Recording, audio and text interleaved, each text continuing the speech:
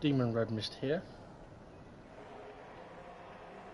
I said I wasn't going to be doing a guide for the Monza race for the Dynamic GT League this week, and I'm kind of sticking to that. But what I am going to do, because it's Wednesday that I'm recording this, just 5 to midnight, and race day is tomorrow, what I'm going to do is I'm just going to do 2 timed laps. I'm not going to talk too much. I'm not going to do a detailed corner by corner guide. I'm just going to try and do 2 timed laps, and with those 2 timed laps, one I'm going to be braking where I do, and another I'm going to brake late, or not necessarily late, where people might think you can brake. Well, you can, but you end up going very, very slow. I'm going to try and do this very quickly. Excuse me, I'm going to sneeze. So things to look out for in comparison of the braking properly lap to the not braking properly lap is what minimum speed I get around the corners. So for example, Parabolica, which is the last corner, actually ignore that, I might call it something different for commentary. The last corner, I'm looking at minimum speed of about 100 mile an hour. Anything lower than that is okay. Like a couple of mile an hour lower is fine because it'll look after the tyres, but anything a lot lower than that, not good. Anything below 96 is not good. The first chicane is very important about the minimum speeds, but I will show you a trick about the first chicane. And the 2 right-handers, again, they're corners that if you brake too late you'll get a load of understeer, and so the minimum speed will be a lot lower. Anyway, let's go. And what I'll mention on the outlap actually, and I said I'm not going to do a corner by corner guide. I'm not, because otherwise it's a very long video when the race is tomorrow. But for example, I know many people might be struggling with the first chicane, excuse me, here, and I can fully understand why. The second part of it, the curb on it, the yellow one, is an absolute animal. But there's a trick to these corners. They brake in about the 150, and the trick is to straddle this one, get your left wheel just over the yellow curb, and for this one, get your right wheel just to the right of the yellow, at the start of the yellow curb. If you can get your right tyre just to the right of the start of the curb, it won't jump. You can keep it pinned then, and you can take it much faster. And hopefully I'll be able to show you that.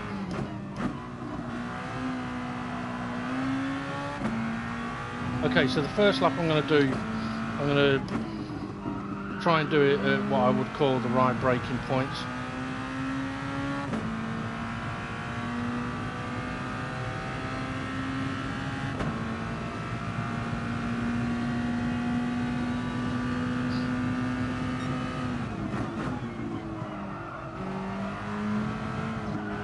I will give a quick tip as well, don't do slow out laps when in qualifying. If you do, your tyres will be way too cold. This track doesn't hurt tyres too much, which means it doesn't warm up tyres very quickly.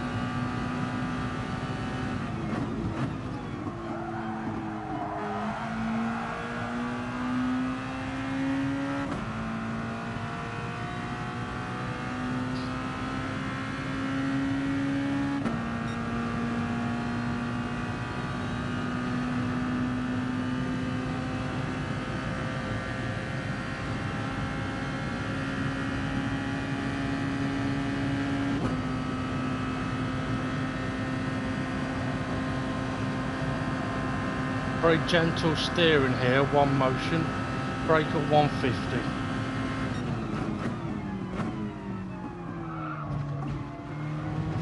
But you'll see, because I got my right front tyre, I missed the first apex, but because I got my right front tyre to the right of the yellow sausage curb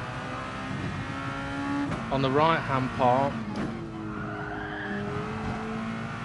the car didn't jump. Now I took it in 3rd gear, I didn't mean to. 2nd gear,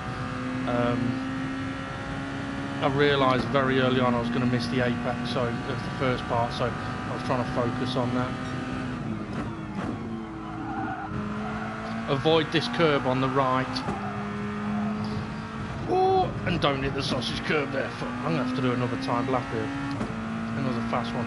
Yeah, for that chicane, don't take too much of the first curb, but do not touch the second curb. The third curb you can touch, but not too much. So that's way too low on apex speed. Well, see if I can do it fucking properly this time. Come on, boy.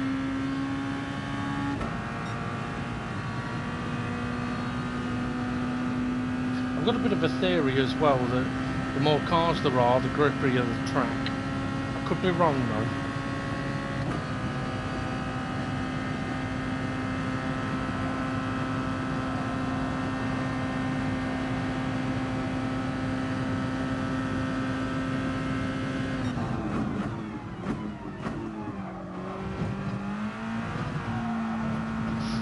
Got a little bumpy, but didn't go airborne, so I was still in control.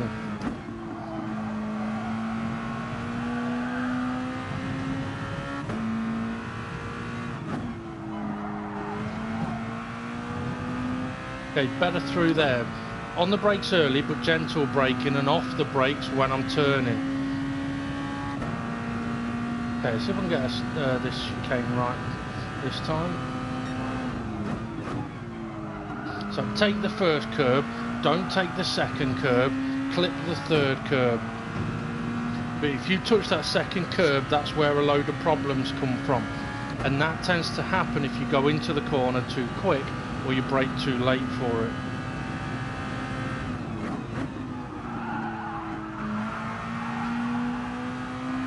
Definitely not as much grip there as there is normally. Not getting a very good reduction of speed and then a decent apex speed.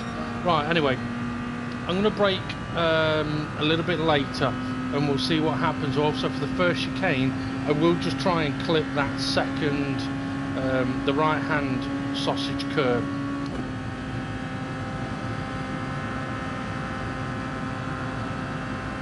So I'm going to purposefully cock it up effectively.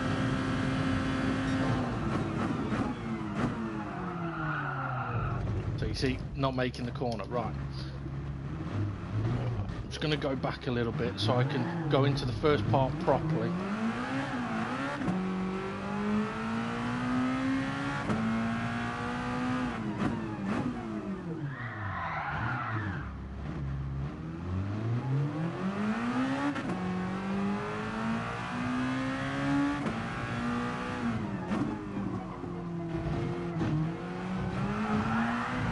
So if you touch the sausage curb, I can understand why people think, I've just completely avoid it, but you don't want to. Brake late there, understeering, had to slow down a lot. Brake after the 50 metres.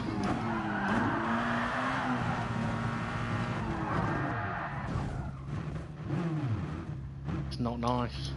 So if you ask, I mean, to be fair, Monza is one of those tracks where it is surprisingly very easy to drive.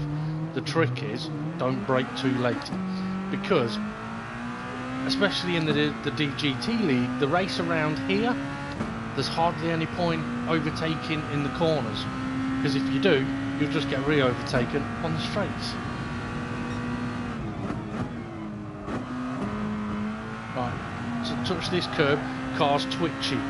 So there wasn't a lot of movement there, but there was enough to make me react, which means that my speed is low.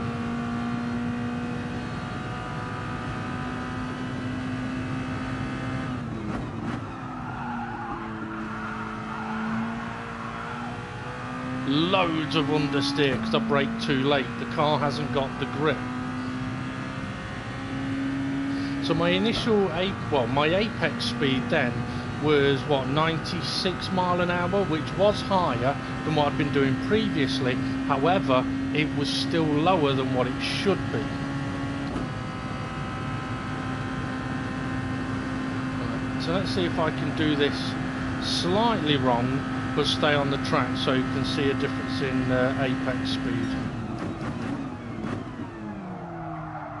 So I can make the corner but I'm really slow through there.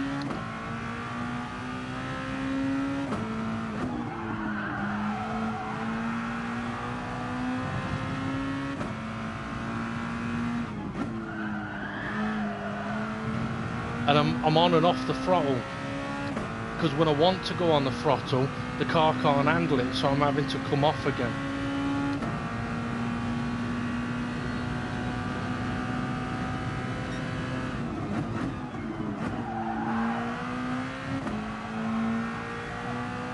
Now, I've not touched the curb on the right there, but because I braked so late, I've had to take second gear on the way in. That means that the minimum speed is way too low. Right, I'm going to try and take this corner properly this time.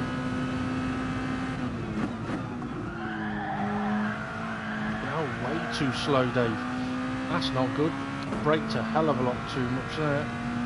It's possible as well I have destroyed the tyres, although there's not a lot of wear showing. So I'm just going to quickly get a fresh set of tyres. Because even though there's not a lot of tyre wear showing, if you have a spin, you may see the same amount of tyre wear gone, but your tyres have been punished more, so they do have less grip. So it's I mean, it makes sense in a way. The amount of wear is the same, but there could be a higher temperature. Okay, let's see if I can do the... It's weird, I've been driving for, I don't know, hour and a half, couple of hours maybe, focusing on the final corner, making sure that my minimum speed is at 100 mile an hour, and then I come to do this and I'm dropping it to 91.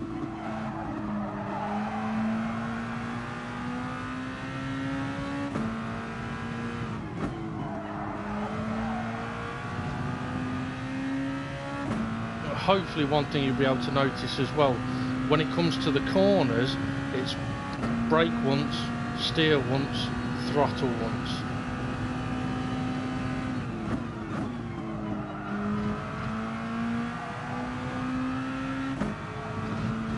Clip the yellow curb there.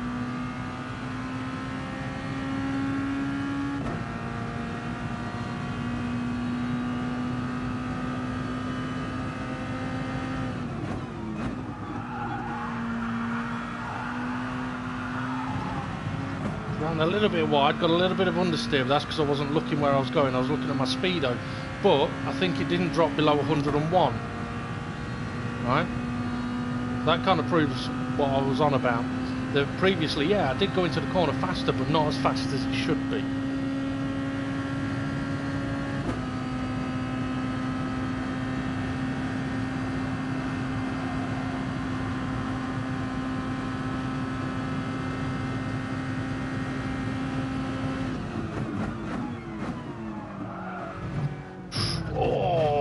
Bitch. You dumb fuck, Dave.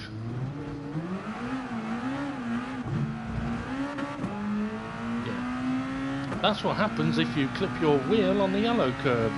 That's why you need to straddle them. Now there is two ways that you could deal with that. You either... Oh, good fucking handbrake turn, Dave. You either straddle it so that you don't get thrown into the air, or you try and avoid it completely.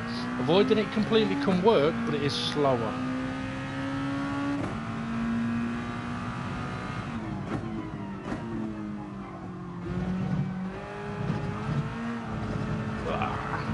But anyway, yeah, try and straddle them.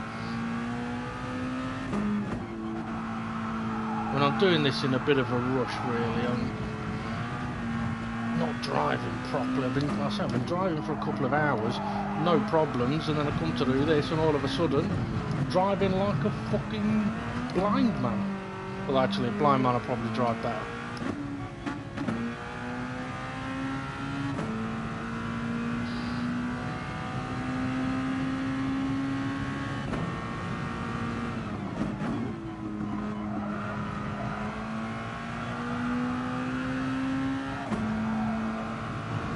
It is making me wonder though whether there is something to do with one car on track like I am now. If there was two cars, that may be more grip level, 3, 4, so on.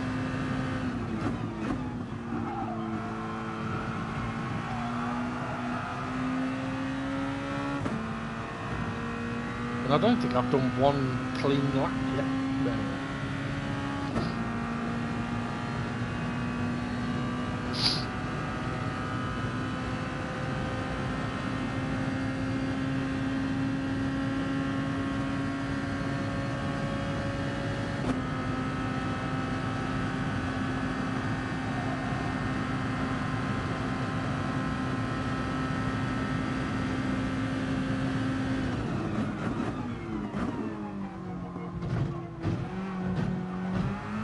So you can do it by clipping the curbs, but you do have to slow down a lot.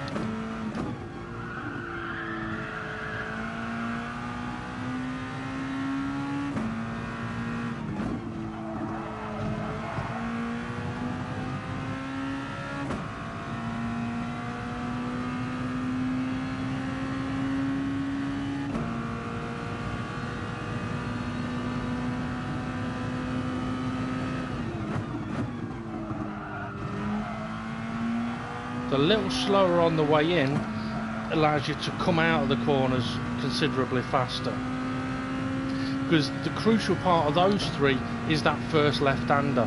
Get that right, the other two are easy.